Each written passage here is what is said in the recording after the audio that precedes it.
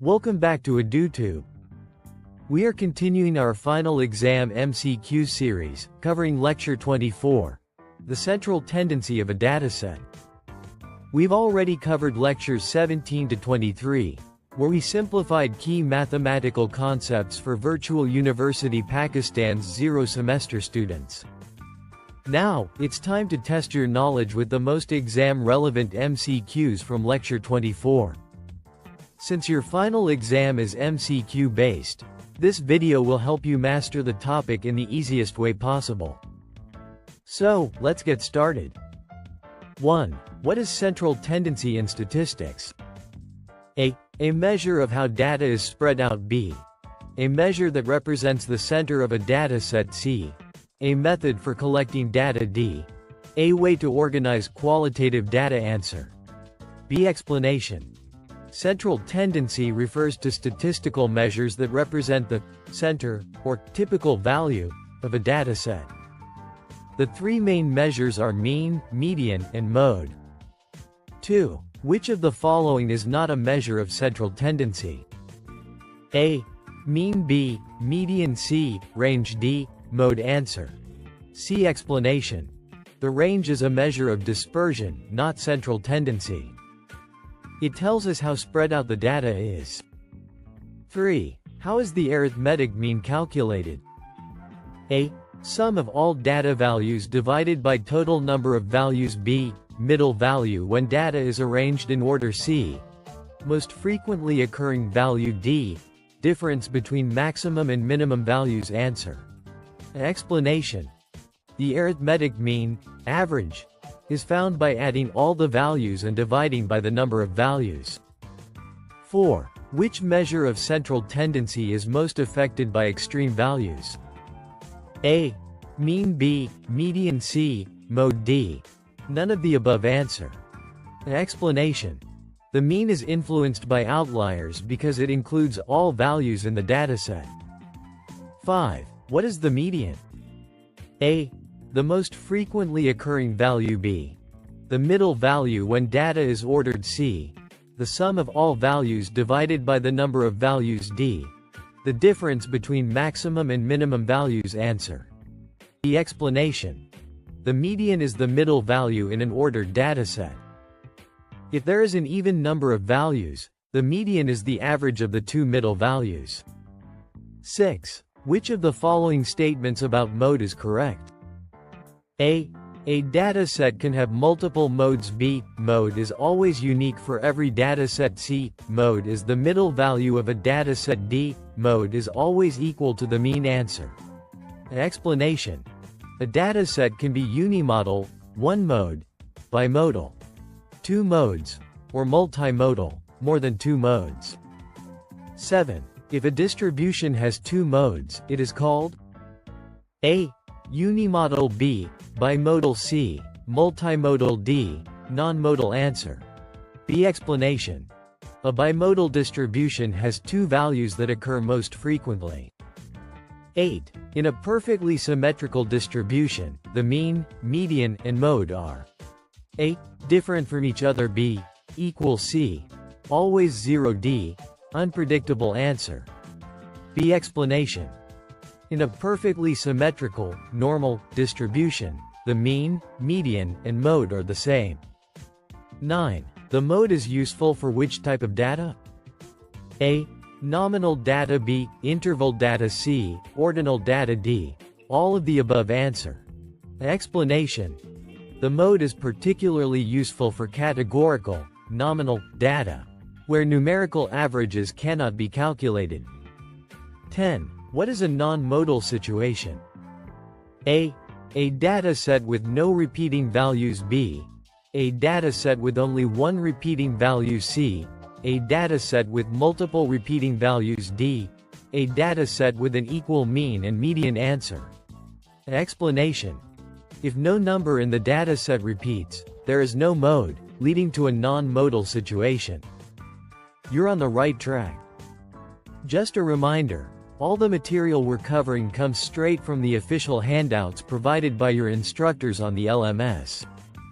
We're following exactly what has been outlined in your course material, so you can be confident that you're focusing on what's most important for your exam. No extra distractions, just the essentials. Stay with it, and you'll be well prepared for your final exam. 11. What is the mean of the dataset 5, 10, 15, 20, 25? A. 10b, 15c, 20d, 25. Answer. B. Explanation. Mean equals 5 plus 10 plus 15 plus 20 plus 25. 5 equals 75/5 equals 15. 12. If the number of observations is even, how is the median determined? A. The middle value. B. The average of the two middle values. C. The most frequently occurring value. D. The highest value in the said answer. B. Explanation. If there are an even number of values, the median is found by averaging the two middle values. 13. Which central tendency measure is best for skewed distributions? A. Mean. B. Median. C. Mode. D. Range. Answer. B. Explanation. The median is less affected by extreme values and is a better measure for skewed distributions. 14. The mode is best used for A. Continuous data. B. Categorical data. C. Any data. D. Only numerical data. Answer. B. Explanation. The mode is useful for categorical, nominal data, such as colors, brands, or types. 15. If all values in a dataset are identical, which measure of central tendency is most useful? A. Mean. B. Median. C. Mode. D. None of these. Answer. C. Explanation. If all values are the same, that value is the mode, mean, and median. 16. If the mean is greater than the median in a dataset, what can be said about the distribution? A. It is symmetric. B. It is left skewed. C. It is right skewed. D. It has no skewness. Answer. C. Explanation. If the mean is greater than the median, the distribution is right skewed, positively skewed.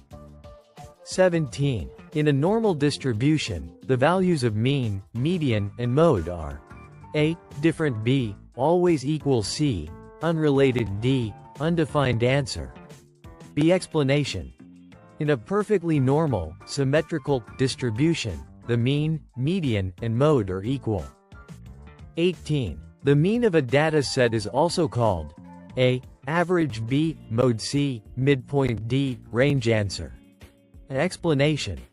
The mean is commonly referred to as the average of a dataset. 19. The mode is useful for A. Finding the most common value. B. Finding the middle value. C. Finding the average value. D.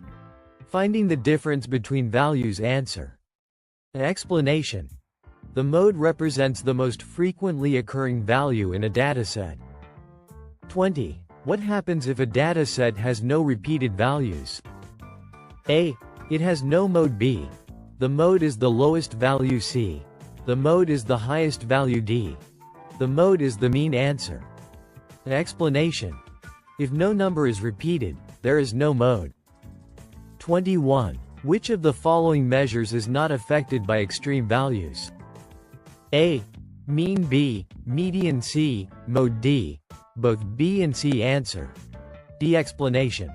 The median and mode are not affected by extreme values, outliers. 22. If a dataset has more than two modes, it is called A. Unimodal. B. Bimodal. C. Multimodal. D. Non-modal. Answer. C. Explanation.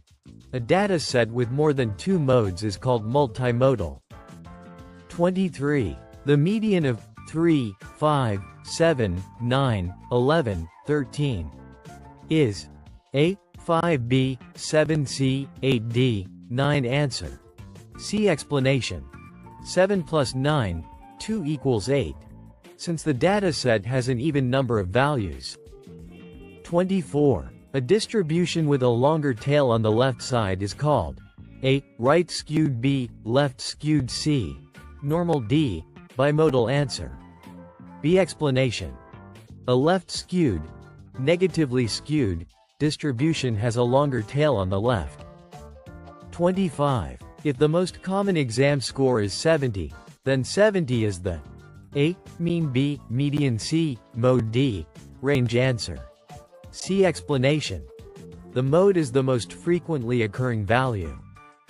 26. The measure of central tendency that best represents categorical data is A, mean B, median C, mode D. None of the above answer. See explanation. The mode is used for categorical, nominal, data. 27. A set of data has a mean of 50 and a median of 40. What does this suggest? A. The data is normally distributed. B. The data is right-skewed. C. The data is left-skewed. D. The data has no skewness. Answer. B. Explanation. When the mean is greater than the median, the data is right-skewed. 28. If a teacher finds that most students scored between 70 and 80 on a test, the best measure of central tendency to use is A. Mean B, median C, mode D, range answer. See explanation. The mode helps identify the most frequently occurring score. 29. The best measure of central tendency for a highly skewed dataset is A. Mean B, median C, mode D. None of the above answer. B. Explanation. The median is less affected by skewed data and outliers. 30. Which of the following is true about the median? A. It is affected by outliers. B. It divides the data set into two equal halves. C. It is always the most frequent value. D. It is the sum of values divided by count. Answer. B. Explanation. The median splits the data into two equal halves. 31. If the mean, median, and mode are equal, the distribution is A. Normal. B. Skewed left. C. Skewed right. D. Bimodal. Answer. Explanation. In a normal distribution, these three values are equal. You're on the right track.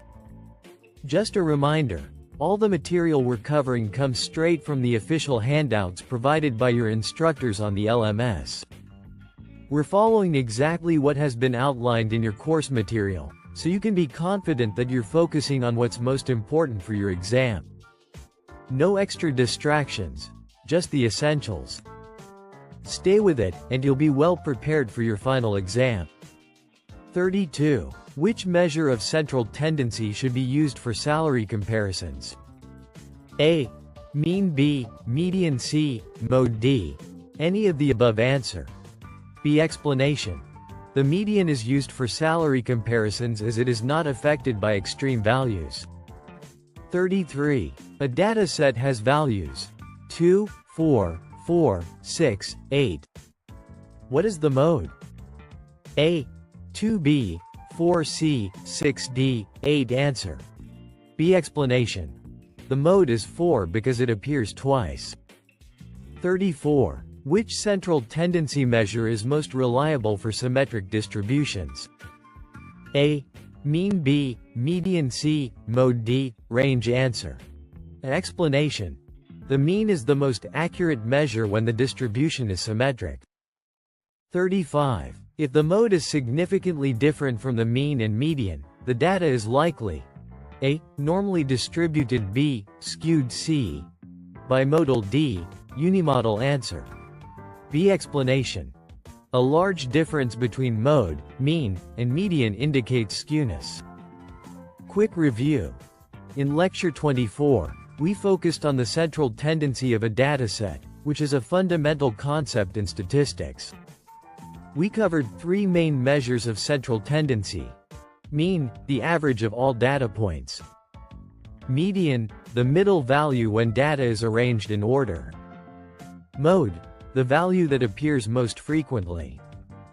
Additionally, we explored special cases, including non-modal situations, where no value repeats, and bimodal situations, where two values occur most frequently.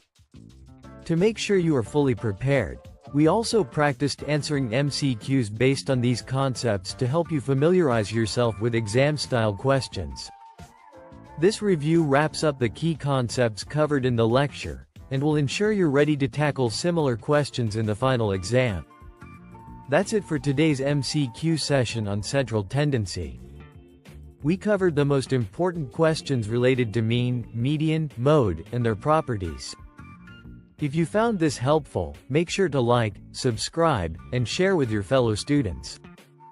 Up next, we'll be covering Lecture 25 MCQs, so stay tuned for more. And remember, practicing these MCQs is the key to securing high marks in your final exam. See you in the next video.